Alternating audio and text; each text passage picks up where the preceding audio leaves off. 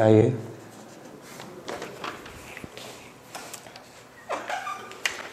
Sir ये अदालत से केस आया है, केस रेफर हुआ है।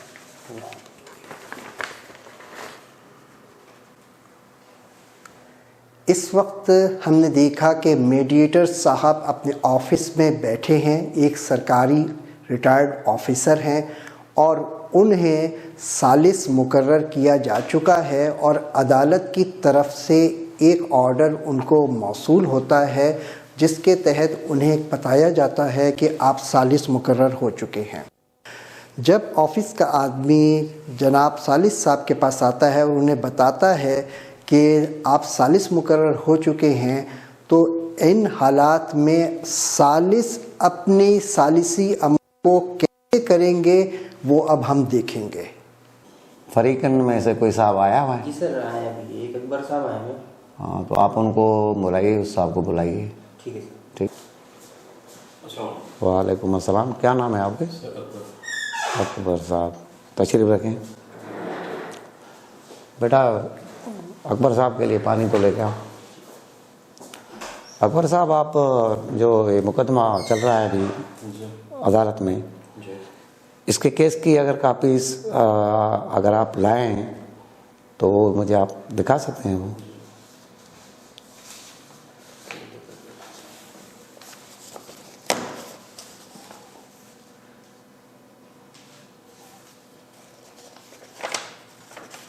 अकबर साहब, आपका जो यहाँ मैटर आया है मीडिएशन के लिए, वो 3 दिन के बाद हमने उसको रखा हुआ है। तो आप आज आ गए हैं, लेकिन वो दूसरा जो फरीक है वो अभी मौजूद नहीं है, तो उसको भी हम बुलाएंगे। तो फिर आप भी होंगे, आपका वो दूसरा फरीक भी होगा, तो फिर जो है आगे इस कार्रवाई को हम बढ़ाएंगे। ठीक है सर। प्लीज़ पानी आ जाएं। सही है, दोनों फरीकन साहब आ गए हैं। दोनों साहब आ गए? जी जी आ गए। तो आप उनको बुलाएं दोनों को।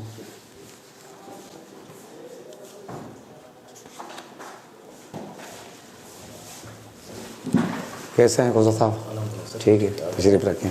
गौर साहब, आप कैसे हैं? ठीक है। अकबर साहब, मेरा नाम मोहम्मद एहसान है। मैं आपके केस में मीडिएटर अपॉइंटमेंट हुआ हूँ। तो मेरी कोशिश ये होगी कि मैं आप लोगों को सुनूं और इस मसले का हल तलाश करके किसी एमिकेबल सेटलमेंट पे आपको ले आएँ आपकी मर्ज़ी से। ज़रूरत पड़ी तो हम अकेले में भी आपको सुनेंगे, खुशू साहब को भी सुनेंगे, फिर हम दोबारा बैठेंगे और फिर हम आपकी मर्ज़ी से इस मसले का जो हल है वो तलाश करेंगे कि आपको कैसे जो है वो सेटलमेंट मिलाया जाए और क्या आपकी मर्ज़ी, उसी मुताबिक जो है ना आपका मैं कोशिश करूँगा कि आपका मैं मसला हल करवा दूँ। इस वक्त सालिस साहब अपने दफ्तर में बैठे हैं। दोनों फरीकैन आ गए थे मुकर्ररा तारीख के ऊपर। पहले फरीक पहले आ चुके थे और वो सालिस साहब से मुलाकात करके जा चुके थे, क्योंकि अदालत ने जो तारीख रखी थी उस मुकर्ररा तारीख को ही प्रोसीडिंग को शुरू करना था, इसलिए दूसरा फरीक मौजूद नहीं था। सालिस साहब ने पहला फरीक जो आया हुआ था उसको बताया कि मुकर्ररा तारीख को मुकर्ररा वक्त के ऊपर दूसरे फरीक को भी बुला लिया जाएगा और दूसरे फरीक को बुला लिया गया। आज खोसो साहब भी मौजूद हैं, अकबर साहब भी मौजूद हैं और आज के दिन जो अभी आपने देखा कि पहला मरहला ये था कि खुश असलूबी से सालिस साहब ने दोनों फरीकैन को वेलकम किया। दोनों फरीकैन के साथ एक राब्ता आपस में डेवलप करने की कोशिश की। दोनों फरीकैन के से बातें की और एक एतमाद हासिल करने की कोशिश की। दोनों फरीकैन को मुख्तसरन ये बताया गया कि इस सालिसी के प्रोसेस को कैसे किया जाएगा। पहले सालिस साहब ने कहा कि मैं आप दोनों को इकट्ठा मिलकर सुनूंगा, फिर उसके बाद ये भी बताया कि हो सकता है मैं आप दोनों से अलहदा बातें करूं और फिर उसके बाद हम सब दोबारा एक साथ बैठ जाएं और फिर मसले को हल को तलाश करें। तो इन्होंने प्रोसेस बताया। प्रोसेस नंबर 1 के पहले दोनों को साथ बिठाकर एक दूसरे से के सामने बातें करेंगे, फिर दोनों से अलग-अलग बातें करेंगे, फिर दोबारा एक साथ बिठा के किसी मसले के हल तक पहुंचने की कोशिश करेंगे। तो सालिसी का अमल दोनों फरीकैन को बता दिया गया। अब दोनों फरीकैन को ये मालूम है कि सालिस साहब पार्टी 1 को भी अकेले में बात करेंगे, तो पार्टी 2 के जहन में कोई परेशानी नहीं होगी, क्योंकि पार्टी 2 को ये बात मालूम होगी कि जैसा कि पार्टी 1 को अलहदा में सुना है तो सालिस साहब मुझे भी अलहदा सुनेंगे। तो दोनों का इत्मीनान रहेगा दोनों को, और वहाँ पे हो सकता है ये जो अलहदा सुनना होता है इसमें फरीकैन आपस में एक दूसरे से कुछ बातें छुपा रहे होते हैं, बता नहीं रहे होते हैं। तो अलहदा में जब सालिस साहब बात करेंगे पार्टी 1 से, तो वो बहुत सारी बातें एक दूसरे से सालिस साहब को बता देंगे। जब अलहदा में बातचीत करेंगे पार्टी 1 से सालिस साहब, तो पार्टी 1 बहुत सारी राज़दारी की बातें इनको बताएंगे। यहाँ पर सालिस साहब आने वाले टाइम के अंदर इसी मीटिंग के दौरान, जो पहली मीटिंग हो रही है, इस मीटिंग के अंदर वो ये भी बावर करवाएंगे दोनों फरीकैन को कि अलहदा जो आप बातचीत करके मुझे जो बातें बताएंगे वो बात मैं दूसरे फरीक को उस वक्त तक नहीं बताऊंगा जब तक पहला फरीक इजाज़त ना दे दे। अभी वो अमल हुआ नहीं था। इसके बाद ये बात जो सालिस साहब है इसी पहली मीटिंग के अंदर, लेकिन ये बात ज़रूर बावर करवाएंगे। दूसरा फरीक को ये ना हो कि जो राज की बातें मैं सालिस साहब को बता रहा हूँ वो ऐसा ना हो वो फरीक दूसरे फरीक को बता दे। तो इस वक्त पहली मीटिंग के अंदर सालिस साहब को बहुत ही अच्छे तरीके से दोनों फरीकैन को ये बताना है कि इस सालिसी के अमल में आपकी बातें, जो राज की बातें हैं, जो आपकी इम्पॉर्टेंट बातें हैं, जिन्हें आप दूसरे फरीक को नहीं बताना चाहते, मैं नहीं बताऊंगा। हाँ, उस वक्त बताऊंगा जब आप कहेंगे ठीक है बता दो। मिसाल के तौर पे वो कौन सी बात हो सकती है? मिसाल ये बात हो सकती है कि मैं 2 लाख रुपए लूँगा और इस मामले को रिजॉल्व कर लूँगा। तो ये जो 2 लाख रुपए की एक ऑफ़र आई है, तो ये ऑफ़र जब तक एक फरीक की इजाज़त नहीं होगी दूसरे फरीक को वो ऑफ़र नहीं बताई जाएगी। तो फरीकैन का एतमाद जीतने के लिए सालिस के लिए ज़रूरी है कि वो ये बताए कि जो राज़दारी की बात होगी, जो ख़ास बात होगी, जब तक वो इजाज़त नहीं देंगे दूसरे फरीकैन को नहीं बताया जाएगा। तो ये था पहला मरहला। पहले दिन ये सब कुछ होगा। सालिस साहब पहले दिन लोगों को इस तरीके से पहली मीटिंग में इस तरीके से हैंडल करेंगे। फिर उसके बाद जब बुनियादी बातें बता दी जाएंगी तो फिर दोनों फरीकैंस को कहेंगे जनाब आप अपना मामला बताइए खोसो साहब की मौजूदगी में। फिर सारी बातें सुनने के बाद फिर खोसो साहब को कहेंगे कि आप खोसो साहब अपनी बात बताइए जो आपका मसला है अकबर साहब की मौजूदगी में। दोनों की मौजूदगी में, दोनों फरीकैन की मौजूदगी में सालिस साहब सारी बातें सुनेंगे। बाहैसियत सालिस ये ज़रूरी है कि सालिस का आँख का कॉन्ट्रैक्ट रहे। सालिस इम्पॉर्टेंट बातें नोट करे ताकि वक्त ज़रूरत ये सारी चीज़ें काम में आ सकें। ऐसा ना हो कि कुछ इन्फॉर्मेशन इन्होंने इम्पॉर्टेंट बताई और वो भूल गए। तो ज़रूरी है सालिस के लिए कहीं पे कुछ नोट करना है तो वो नोट कर लें। तो ये होगी पहली मीटिंग। इस पहली मीटिंग में आपको मैक्सिमम दोनों फरीकैन के जो पॉइंट ऑफ व्यू हैं वो सामने आ जाएंगे।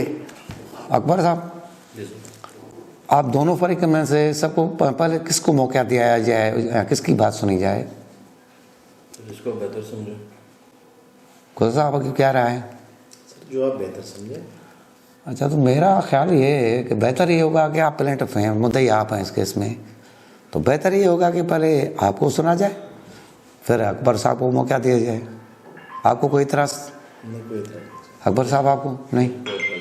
खुद साहब को सुने फिर। जी खुदा साहब।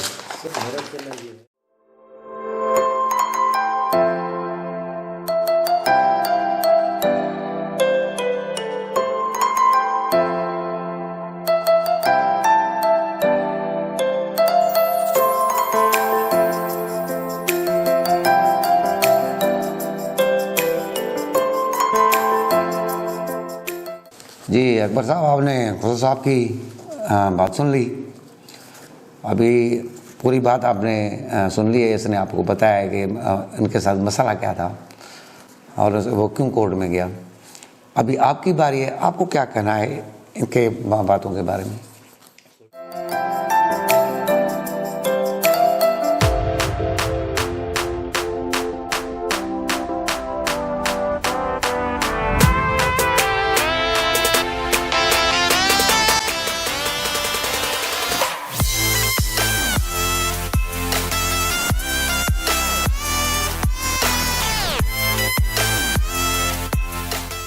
खुदा साहब और अकबर साहब, आपको मैंने जॉइंटली एक साथ सुना है, लेकिन कुछ बातें फ़रीकन जो है ना वो अगर अकेले में या तनाई में जो बताते हैं तो मैं चाहता हूँ कि वो भी सुन लें।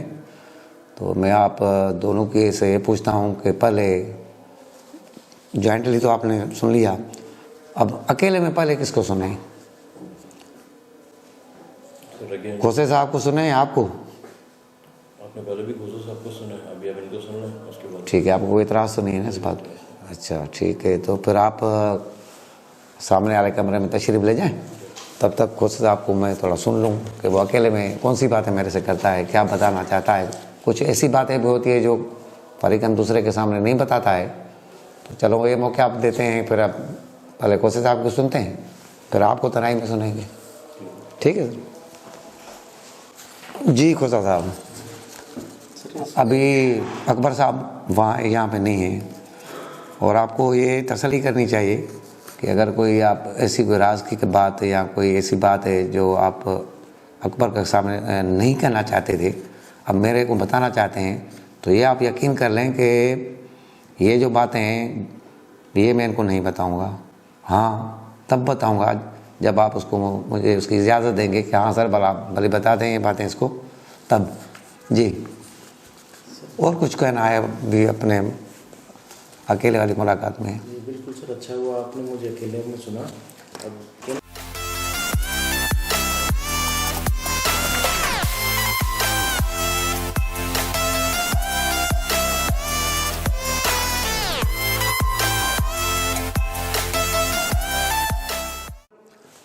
खुदा साहब, हमने आपको सुन लिया तनाई में और आपकी बातें को नोट किया है।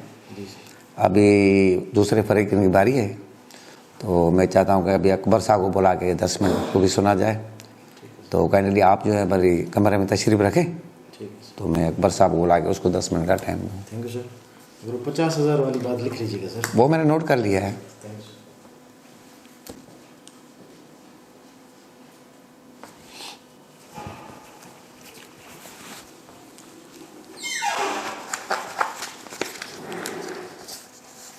अकबर साहब, खुसूस आपकी बातें हमने अब अकेले में सुन ली, तो अभी आपकी बारी है। कुछ ऐसी बातें हैं जो आपने उसके सामने नहीं बताई हैं, अगर आप बताना चाहते हैं या उसमें बेनिफिट का है कोई बात तो आप बताएंगे।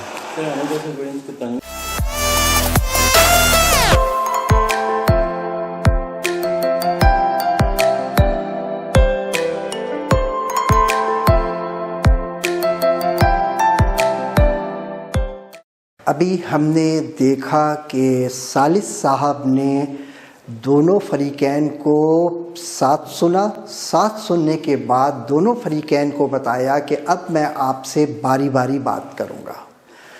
फिर उन्होंने अकबर साहब से कहा कि आप तशरीफ़ रख के बाहर दूसरे कमरे में, इन्हें दूसरे कमरे में बिठा दिया गया और फिर खोसो साहब से तफसीली तौर पे सालिस साहब ने गुफ्तगू की। कोई तकरीबन 10 मिनट इन्होंने उनसे बात की और जो उनकी अहम बातें थी उसे रिकॉर्ड भी की, कहीं नोट भी कर ली ताकि भूल ना जाए अपनी याददाश्त के लिए। और जब सारी बातें हो गई तो फिर इसी तरह खोसो साहब को कहा आप बाहर तशरीफ़ रखें और दूसरे फरीक जो अकबर साहब थे उनको बुलाया गया और उनसे गुफ्तगू की गई और उन्होंने भी अपनी बहुत सारी राजदारी वाली बातें बताई हमारे सालिस साहब को।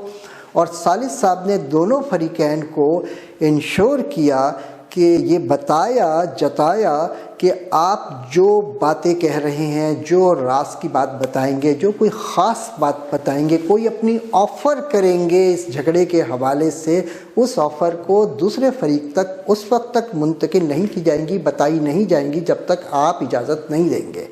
तो इस वक्त दोनों फरीकैन से मुख्तलिफ बातें करने के बाद उन्होंने सालिस साहब ने चीज़ों को समझा है।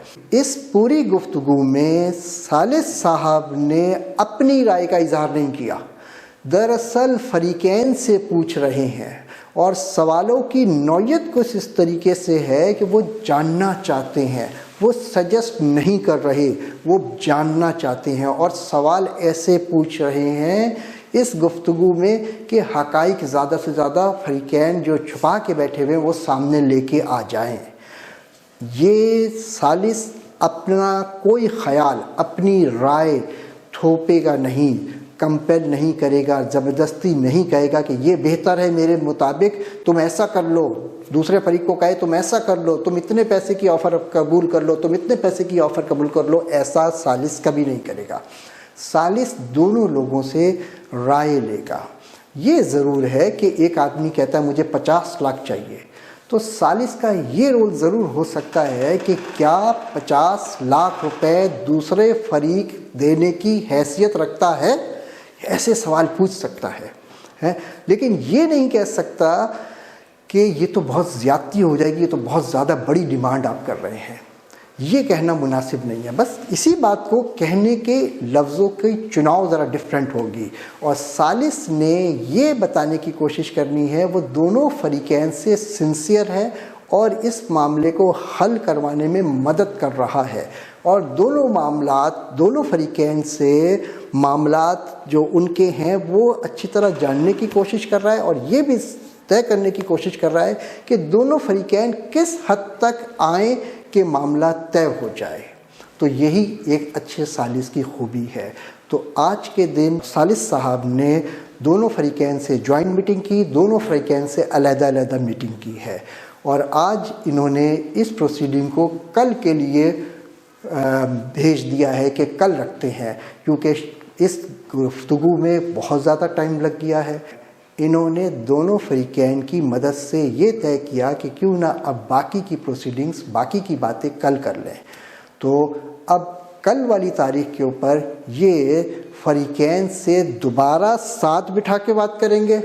ज़रूरत पेश आई तो हो सकता है वहीं पे हल निकल आए और ज़रूरत पेश आई तो दोनों को दोबारा अलग-अलग फर्दर सुनेंगे, फिर साथ बिठाएंगे और कोई मामला तय करने की तरफ आ जाएंगे।